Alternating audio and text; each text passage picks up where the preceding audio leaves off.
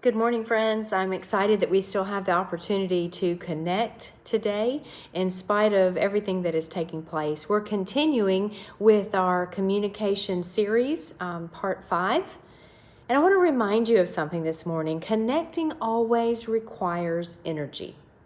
In fact, I want you to think about a public communicator that you know, maybe someone that you admire, and make a mental list of 2 or 3 people, if you can, those people who are great at connecting with a large group, or maybe it's a small group. Maybe they're best communicating with a team or one-on-one. Now, ask yourself this question: how many of those people are low energy people? I'm guessing the answer is none. You see, your customer will get out of your interaction what you put into it. It takes intentional effort to connect. No one gets anything out of connecting if someone is not putting something into connecting.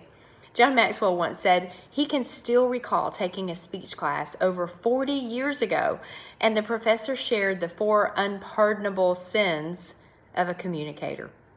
Number 1 is this: being unprepared. Number 2, uncommitted. Number 3, uninteresting. And number 4, uncomfortable. Did you notice a common denominator? Energy. The first 3 in particular, they are a function of effort. When you're connecting with your customer, bring the past forward, even if it was yesterday. Bring a connection forward. In other words, make notes when you speak to a customer, and then make it a point to follow up with a question from the last conversation. So if your customer was about to celebrate a birthday the last time you spoke to that person, ask them about the birthday celebration in your next conversation. What if you also became intentional about remembering people's names?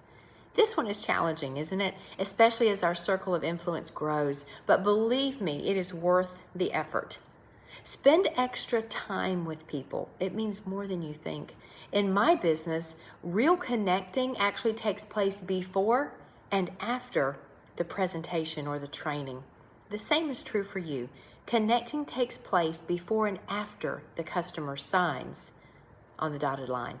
If you want people to be impressed, talk about your success. But if you want people to identify with you, it's better to talk about your failures. In other words, share your mistakes and own them. It helps people to identify with you, and it makes you real. Here are 5 proactive ways to use energy for connecting. Maybe you would say, Monica, I'm not really a high energy person, or I'm more of an introvert. That's okay. You simply have to be willing to use the energy you do have to focus on others. Number 1 is this: connecting requires initiative. Go first. Maxwell has had the opportunity to speak to the employees of Walmart at the company's headquarters in Arkansas several times over the years. There were many messages and inspirational quotes all over the corporate office walls. But one quote stood out to John Maxwell, and it was by Sam Walton himself. And I quote, "From this day forward, I solemnly promise and declare that every time a customer comes within 10 feet of me, I will smile, look him in the eye, and greet him." You see, Sam Walton understood the importance of initiating contact with others.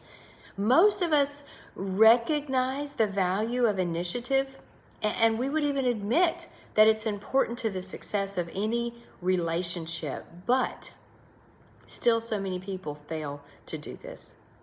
Someone has to be the first to say, "I'm sorry. Please forgive me," or "I made a mistake. Let me correct that." A friend of mine, her husband, who is a news anchor in their area, he recently shared on social media a great picture of himself in the grocery store, and behind him, in the midst of all of the empty shelves, was a truck driver who arrived with more bread.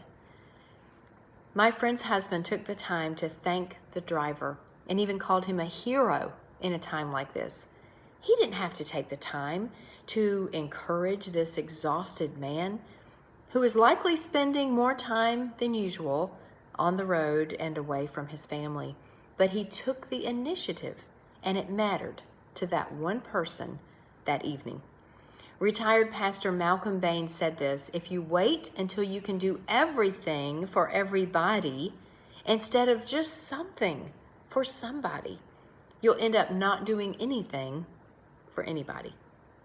You see, any time in life that we find ourselves in need of assistance and we actually get some help, who is it that we remember the most? It's the person who helped us first. Don't wait for the perfect moment. Okay, initiate and take the risk. Number 2 is this: clarity of thought. If we are going to initiate with others, that means we have to take action in the moment. So we need clarity of thought. And clarity most often comes as a result of preparation. Putting yourself on a personal growth program, a leadership development program, much like this one. It allows you to become comfortable with who you are. And as a result, you're better able to help the people around you. You see, if you and I are going to add value to others, we've got to make ourselves more valuable. You can't give away something you don't have. So knowing yourself and growing yourself help you to gain mental and emotional clarity. Being open with people, it requires that you're comfortable in your own skin. Number 3, slow down. As a nation, we are slowing down now. Moving too fast will leave others behind. Often when you move fast, you might move alone. And good connectors don't always run the fastest, but they are able to take others with them. We have got to be willing to set aside our own agenda, even for a few minutes a day, to connect with our customers and with each other. We have to learn to have patience. Number 4 is selflessness. Are you a net giver or are you a net taker? Be the net giver. Don't you enjoy being around people who are giving? They just make you feel good being around them, don't they? They ask you how they can help you, and they're not consumed with themselves. In fact, have you ever found yourself trying to avoid a person you see from a distance, maybe in the grocery store or in some other public place? You dart down a different aisle in hopes of avoiding them. Be honest. We've probably all done this before. We tend to avoid those people, though, who want something from us every time we see them. And we gravitate toward those who lift us up, those who genuinely care about us and they're concerned about us. Remember, you have a choice. People are either steps or bridges. And I want to encourage you to be a giver, which will require energy, especially in stressful situations. But it is always worth that investment. Avoiding interaction with others also requires energy, and there's no return on that investment. So choose today to focus on others.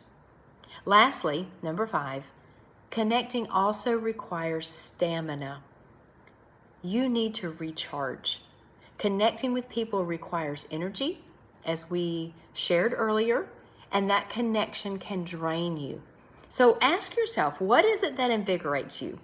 What recharges you? As your organization grows, even more energy will be expended connecting with others, both employees and clients. Can you keep up? What do you need to do to change or adjust? Do you need to improve your eating habits or begin to exercise? Manage your calendar, or is your calendar managing you? See, the first thing you may need to do is find those energy leaks by recognizing and avoiding what unnecessarily drains you of your energy. Maybe you find yourself counseling others during a large part of your day instead of equipping them. Do you need to rethink your priorities? Are you spending enough time with your family in the evening? Maybe something as simple as taking a walk with your spouse or with a friend can recharge those batteries. How do you get better as you and your organization grow? You see, as a leader, it's vital that you learn ways to recharge. Isn't it interesting that something as seemingly simple as a virus has likely caused many of us to slow down and to spend more time with family, to enjoy a meal unrushed, and maybe even a walk after dinner? I hope that once this virus is in our past, we can continue to do some of these very things that we may have forgotten. Remember, we will never communicate effectively until we learn to connect. Leaders always think outside the box, and I'm so excited that we could think outside the box today with you and bring a message to you via video. I want to encourage you to do one thing for me this week, today even. Pick up the phone and call a customer simply for the sake of checking in on that person. Maybe it's a small customer, maybe it's your largest customer. But I want you to pick up the phone, initiate that conversation, expend the energy that it takes to simply say, I just wanted to check on you and make sure you're okay in a difficult time. I think you'll enjoy the response. Thank you again for your time today. I look forward to hearing back from you, and don't forget to enter the drawing to win a free John Maxwell book that I'll give away later this month. Go back and reread your email so you don't miss the details. Thank you and have a great day. I'm always a phone call away if you need me.